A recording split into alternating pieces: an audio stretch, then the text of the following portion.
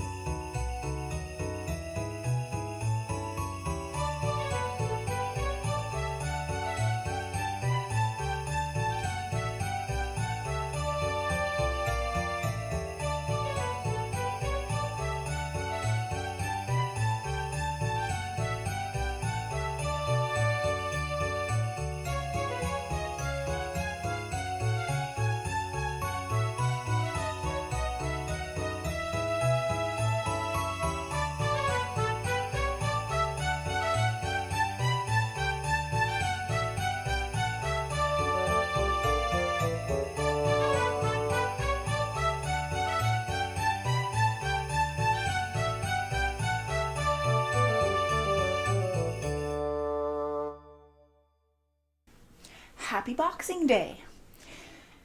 So, as anticipated, I did in fact get things that can be translated into books. And I've already bought some books. My reading choice for today is A Girl Like Her by Talia Hibbert. Now, Talia Hibbert is the author of my favorite book of the year, Get a Life, Chloe Brown. A Girl Like Her is one of her earlier books. It's a little bit under 8 hours in total, and I think it's probably already past noon. So, it's gonna be a challenge to finish reading this book today. However, I am looking forward to it. In the meantime, I have also been reading The Name of All Things. I'm really enjoying it. It only took me like 15 hours to really get into this book. But the important part is that I'm really enjoying what's happening right now. So I feel like that's going to be easy to finish by the end of the month after today, because I have a different book to read today. And I've been reading a little bit of Policing Black Lives, and all I can say is that I was not taught any of this in school, and that is a gross oversight on the part of the Canadian education system. So I'm looking forward to having a great reading day, playing some video games with Mark, cleaning the darn house, and overall just relaxing before I have to go back to work next week.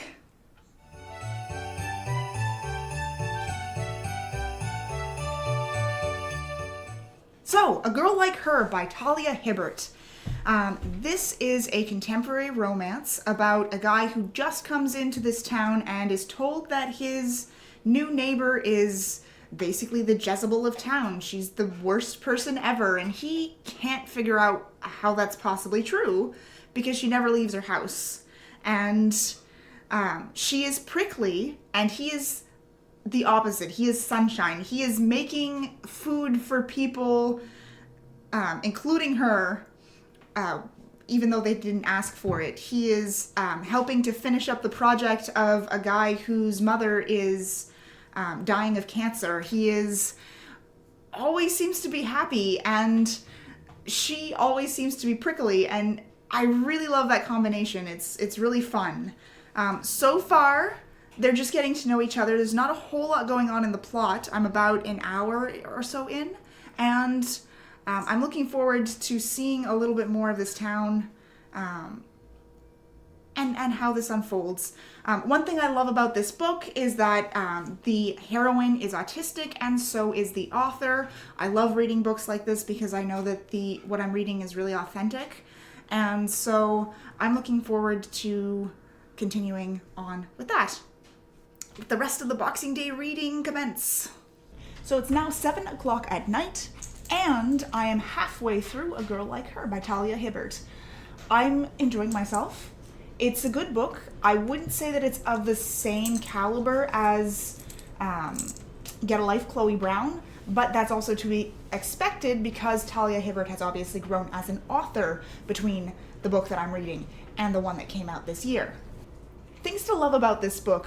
I really like the characters. The two main characters are very well developed. The story's really focused on them, which is great. And I love the way that their relationship is progressing. Ruth has a lot of problems with trust. So Evan's really spending a lot of time earning her trust before he tries to get physical in any way.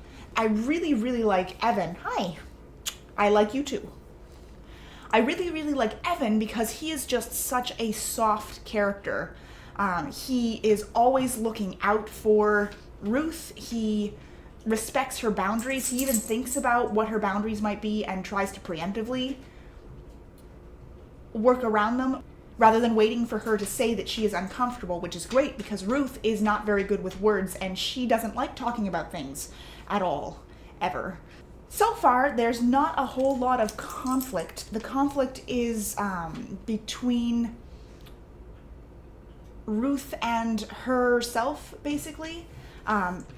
She doesn't believe that she is worthy of happiness, more or less, so she's basically taking everything bad that is being said about her in town and just rolling with her reputation and not trying to fix it or explain herself or defend herself in any way. And I do feel like the more that this book is progressing, the more that she's starting to realize that maybe she's worth fighting for. I still have half the book left, so I'm sure that she's going to learn that lesson by the end. It's one of the wonderful things about romance. This one so far is pretty good. But let me stop talking and continue reading it instead.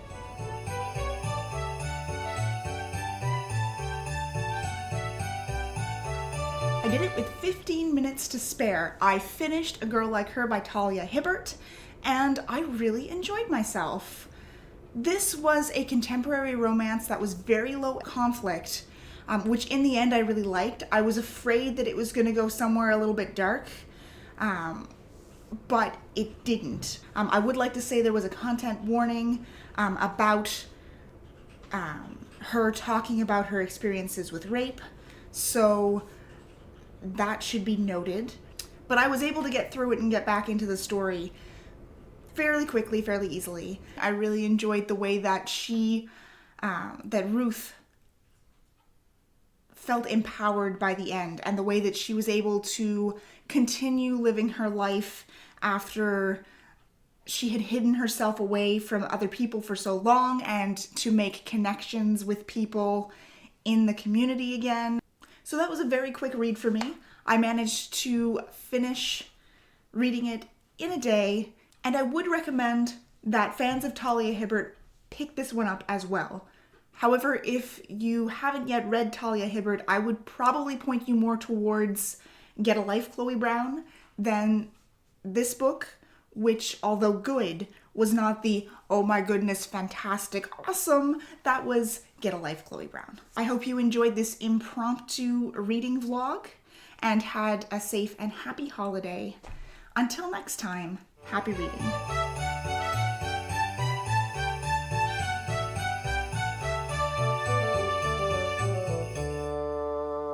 You realize that you're just like a headless corpse. A headless belly rub asking corpse. Okay, fine, not that corpse part, but still headless.